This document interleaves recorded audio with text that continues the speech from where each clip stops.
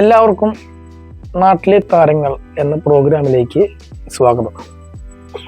ഇന്ന് ആദ്യത്തെ എപ്പിസോഡാണ്. എരുമപ്പെട്ടി നാട്ടിലെ ഒരു താരത്തെയാണ് നമ്മൾ പരിചയപ്പെടാൻ പോകുന്നത്, സ്റ്റീഫൻ എരുമപ്പെട്ടി.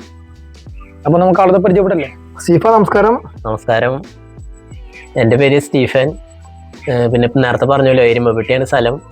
പിന്നെ ഞാൻ ചെറിയ സിമെന്റ് പണിക്ക് പോണത്, അതിന് ഇംഗ്ലീഷിൽ പറയും കൺസ്ട്രക്ഷൻ വർക്ക് എന്നൊക്കെ പറയും, അതിലാണ് പോണത്. അപ്പോൾ പിന്നെ വീട്ടിൽ അമ്മയുണ്ട്, പിന്നെ ഭാര്യ, ഒരു കുഞ്ഞുണ്ട് 4 വയസ്സായത്. പിന്നെ അപ്പച്ചൻ 12 കൊല്ലം മുന്നേ മരിച്ചു പോയതാണ്, ആക്സിഡൻറ്റിൽ മരിച്ചതാണ്. അങ്ങനെ കാര്യങ്ങൾ, എൻ്റെ കൊച്ചു കുടുംബം. അപ്പോൾ സന്തോഷ കുടുംബം അല്ലേ? ആ. പിന്നെ ഈ കലാമേഖലകളിൽ ഏതൊക്കെ മേഖലയാണ് സ്റ്റീഫൻ? അതായത് ഷോർട്ട് ഫിലിം ആണോ, അതോ വെബ് സീരീസ്, അല്ലെങ്കിൽ ഡയറക്ഷൻ, അതോ എന്താന്നുള്ളതൊന്ന് പറയാൻ പറ്റുമോ?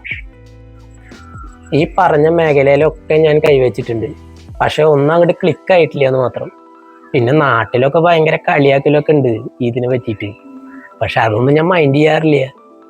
അങ്ങനെ കാര്യങ്ങൾ ഇങ്ങനെ പോണു ചെറുതായിട്ട്. പിന്നെ ഞാൻ ഒരുപാട് ഷോർട്ട് ഫിലിംസുകളിൽ അഭിനയിച്ചിട്ടുണ്ട്. അതിൽ ഒരു ഷോർട്ട് ഫിലിം ഞാൻ സംവിധാനം ചെയ്തിട്ടുണ്ട്, ഭക്ഷണം എന്ന ഷോർട്ട് ഫിലിം. അത് ലിജോനറിയാം, ലിജോനും ഞങ്ങളൊക്കെ കൂടിയിട്ടാണ് ചെയ്തത്. അപ്പോൾ അത് ടീം 0-ന്റെ കൂടെയാണ് അതന്ന് ചെയ്തത്. നിരവധി സിനിമകളിൽ ഞാൻ ജൂനിയർ ആർട്ടിസ്റ്റ് ആയിട്ട് പോയിട്ടുണ്ട്. അതിലൊക്കെ എനിക്ക് വലിയ അഭിമാനം ഉണ്ട് കേട്ടോ. പിന്നെ അതിൽ തന്നെ ഞാൻ നല്ല നല്ല ഫ്രെയിമുകളുള്ള സിനിമയിൽ അഭിനയിച്ചിട്ടുണ്ട്. മൈലാഞ്ചി മൊഞ്ചുള്ള വീട്, മുന്നറിയിപ്പ്, അതിലൊക്കെ നല്ല ഫ്രെയിമാണ് കിട്ടിയത്. മുന്നറിയിപ്പിലൊക്കെ മമ്മൂക്കയുടെ കൂടെയുള്ള സീനാണ് എനിക്ക് കിട്ടിയത്. അതൊക്കെ വളരെ സന്തോഷമുള്ള കാര്യമാണ്. ആ, അത് നല്ലൊരു സീനായിരുന്നു അത്. പിന്നെ അതുപോലെ തന്നെ സപ്തമശ്രീ തസ്കര, അങ്ങനെ കുറെ പടങ്ങളുണ്ട്, നിരവധി പടങ്ങൾ, ഇഷ്ടം പോലെ പടങ്ങൾ, അവസരങ്ങൾ കിട്ടിയിട്ടുണ്ട്. അതൊക്കെ എല്ലാവർക്കും കിട്ടുന്ന ഭാഗ്യമല്ല, അതെനിക്ക് കിട്ടിയിട്ടുണ്ട്. അതൊക്കെ വലിയ കാര്യമായിട്ട് ഞാൻ കാണുന്നു. പക്ഷെ ഇപ്പൊ എന്താന്ന് വെച്ച് കഴിഞ്ഞാൽ പൈസ കിട്ടാൻ ഭയങ്കര ബുദ്ധിമുട്ടാവുകയാണ്. അത് ഭയങ്കരമായിട്ടുള്ള പ്രശ്നങ്ങൾ ഉണ്ടാവും ഡെയിലി. സംഘടന ഉണ്ട്, പക്ഷെ സംഘടനയ്ക്കൊന്നും വിചാരിച്ചിട്ട് നടക്കണില്ല. അത് ഈ കോർഡിനേറ്റർമാർ കൂടി വരികയാണ് ഇപ്പോ.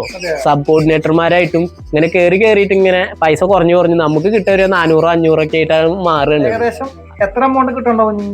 അത് 10-15 സിനിമയുടെ എമൗണ്ട് കിട്ടാണ്ട്. പക്ഷെ അതൊന്നും പേരിപ്പോ പറയണില്ല. അതൊക്കെ ഇറങ്ങിക്കഴിഞ്ഞു, സിനിമയൊക്കെ ഇറങ്ങിക്കഴിഞ്ഞു, പോയി കഴിഞ്ഞു. ഇനിയിപ്പോ അത് പറഞ്ഞിട്ടൊന്നും കാര്യമില്ല. ഇനി വരുന്ന ആളുകൾക്ക് എങ്കിലും ആ പൈസ കൊടുത്ത് അവരുടെ വിഷമം മാറ്റി കൊടുക്കുക, അത്രേ പറയാറുള്ളൂ. സാധാരണക്കാരാണല്ലോ, അത് ശരിയാണ്. സ്റ്റീഫന് പൈസ കിട്ടട്ടെ. സ്റ്റീഫനെ മാത്രല്ല, സ്റ്റീഫനെ പോലുള്ള എല്ലാ കലാകാരന്മാർക്കും അത് ലഭിക്കട്ടെ. അവസാനമായിട്ട് സ്റ്റീഫനെ നമ്മുടെ പ്രേക്ഷകരോട് എന്താ പറയുന്നത്? എനിക്ക് നിങ്ങളോട് പറയാനുള്ളത്, പ്രത്യേകിച്ച് യുവാക്കളോട്, ഈ ലോകം നമ്മുടെ കയ്യിൽ തന്നെയാണ്. പ്രത്യേകിച്ച് സോഷ്യൽ മീഡിയ, അത് നമ്മൾ റീൽസും കാര്യങ്ങളൊക്കെ ചെയ്യുമ്പോൾ അത് സ്ക്രോൾ ചെയ്ത് പോകാന്നല്ലാതെ നമുക്ക് ഉണ്ടാക്കാൻ പറ്റാവുന്ന ഒരു സംഭവമാണ്. നിങ്ങളുടെ ദിവസം വന്നു ചേർന്നാൽ ഒരു പക്ഷേ നിങ്ങളാവാം നാളത്തെ താരം. അപ്പോൾ ഓക്കെ സ്റ്റീഫ, ഞങ്ങളുടെ ക്ഷണം സ്വീകരിച്ച് ഇവിടെ വന്നതിന് പ്രത്യേകം നന്ദി.